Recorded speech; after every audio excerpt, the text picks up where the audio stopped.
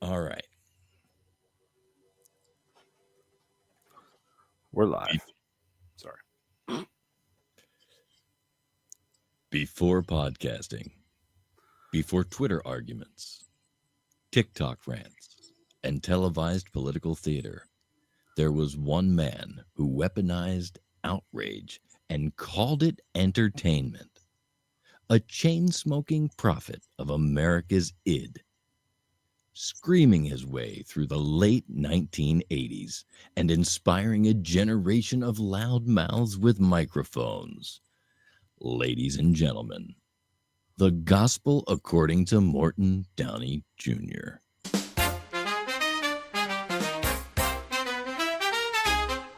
It's the media virus spreading all around. We're a pack of morons stuck here on the ground. They feed us the lies while we just stand by, drowning in the noise as the truth walks by. It's the media virus taking control.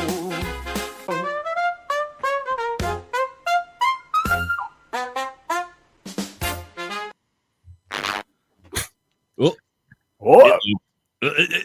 Yeah.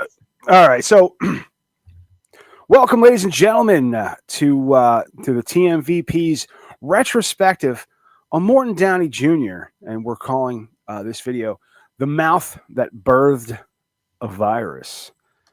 And I got to tell you, man, when I was a kid, the first time I saw Morton Downey Jr., the guy comes on TV. He's a full-grown man, chain smoking like he's trying to smoke the entire pack in the show. right. Just absolutely going off on some college kid about patriotism or some. He's red in the face, and his thing was like, "Zip it, Zip it. zip it." I'm gonna start saying that. Zip it. It's like a drunk uncle at Thanksgiving, and I remember sitting there like thinking, like, "Wait, you can do this on TV?" Like back then, TV was polite. Anchormen were calm. Like game show hosts smiled through their veneers, but Mhm. Morton Downey Jr., he was pure chaos in a polyester suit. He didn't read the news. He set it on fire and threw it at people. Like he had like Jesse Jackson versus some racist politician. Yeah. No, he'd stack the panel so that they would fight. And then he would let audience members just come up to like a podium and start screaming. Yeah. Fantastic. We have a call-in number to let audience members just call in and start screaming. Yes. That's all we want. But and somewhere between the yelling, the fake fights, and the smell of burned nicotine, I thought, I can do that. That's showbiz, baby.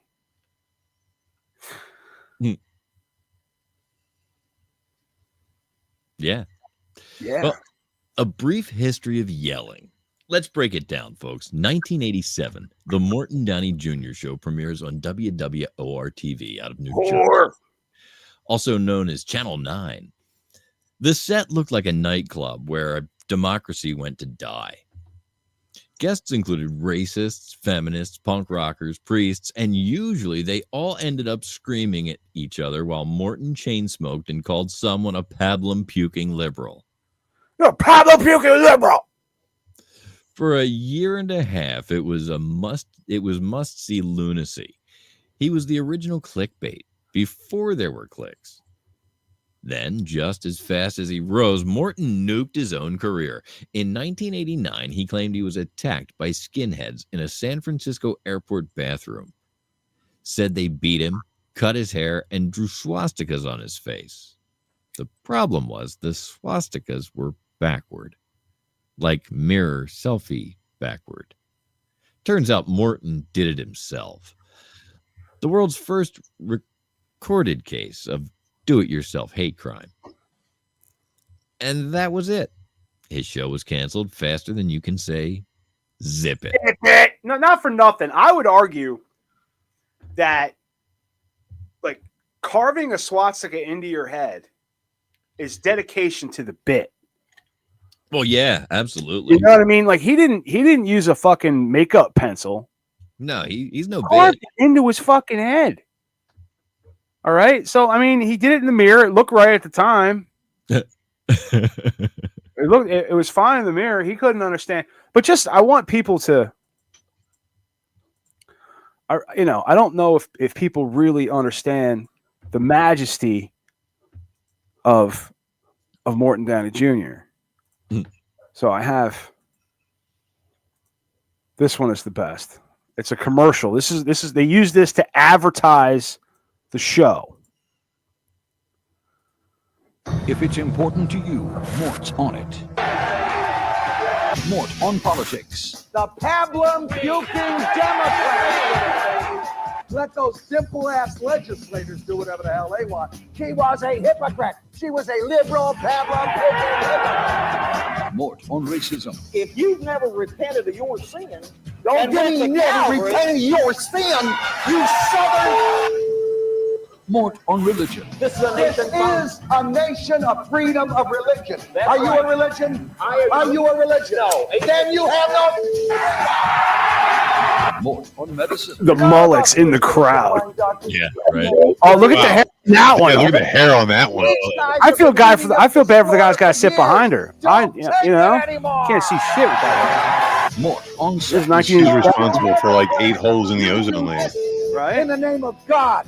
Because he is not a slut, you are.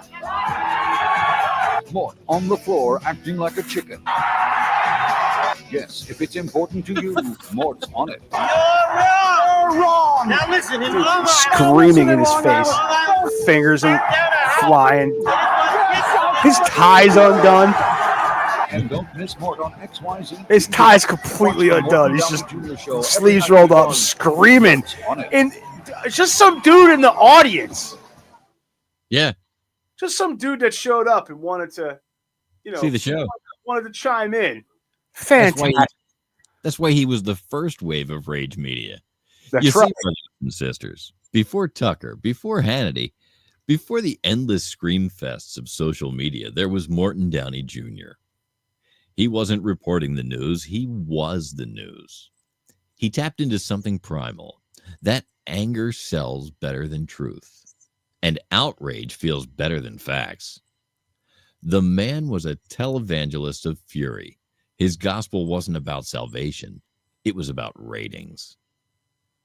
And here we are, decades later, still living in the church that Morton built. Every podcast, every pundit, every shouty TikToker is just another disciple of the man who proved that being loud feels like being right. Now, here's the thing. Morton Downey Jr. didn't make me who I am. He just showed me that a microphone is a weapon. He taught me that energy matters more than eloquence, that sincerity beats accuracy, and that sometimes the only way to make people listen is to make them uncomfortable. But he also taught me what not to do. Taught me to never fake a hate crime. That's one. That's a big one. This one's been tough, but never let the bit become the person. Mm-hmm. You have to keep, your personality, your on-air personality, and your off-air personality separate. Yeah. And never ever light a cigarette during a live show, unless it's content. Morton was a cautionary tale with great timing. He burned bright, flamed out hard, and left behind the template for every loud bastard with a mic and an opinion, myself included. So,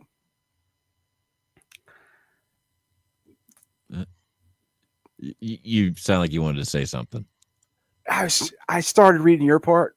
Oh, so tonight, as we pour one out and light one up for the patron saint of performative rage, let us remember Morton Downey Jr.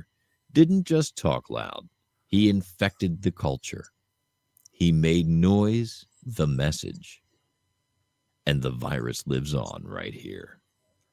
That's right. He screamed. He smoked. He self-destructed. And somehow, he left the rest of us the playbook. So here's to you, Morty. Wherever you are, probably coughing through eternity. Thanks for proving that yelling can be an art form. if you're funny enough to survive it. Zip it!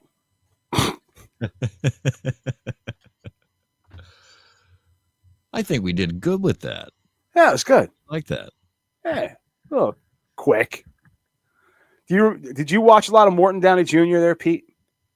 I watched a little of it. It wasn't really something I was probably allowed to watch. I wasn't allowed to watch it. Yeah, it was one of those. If I turned that on, and if my parents walked in, like they'd have been like, "What the fuck are you Oh watching?" yeah, I remember a Thanksgiving where I was like in my brother's family room. I was still young. My brother's much older than me, and somebody else was watching Morton, and I was just sitting there quiet. I'm like, yeah, this is fucking awesome. And somebody walked in, like, "Come on, what are you doing watching that in front of the kid?" I was like, "Ah, man, look at him." He's fucking screaming at you with a cigarette in his hand. And his teeth. Yeah. I think those are fake. Oh, yeah, those are definitely fake. He can barely talk with those fucking things in his mouth. But anyway, I used to smoke while I watched him. Yeah. I remember yeah. I wasn't trying to keep up or anything. You couldn't. I don't know if he had somebody lighting them and giving them to him. You know what I mean? Because he just always had one. Yeah.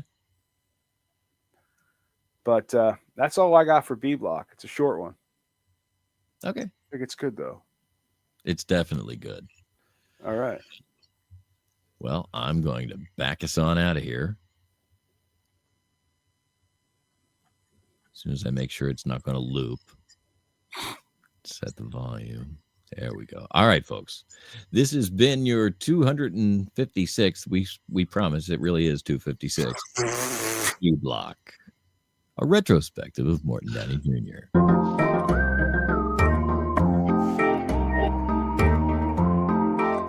This episode of the Media Virus Podcast is brought to you by 302-46 Voice. That's 302-46 Voice. If you want my voice on your project, dial 302-46 Voice today. Don't forget to check out our sister show on the Media Virus Podcast Network, Stepmoms Without Children. Join Ricky Rockdef as she takes a deep dive into the fascinating people she meets and thinks that you should meet too.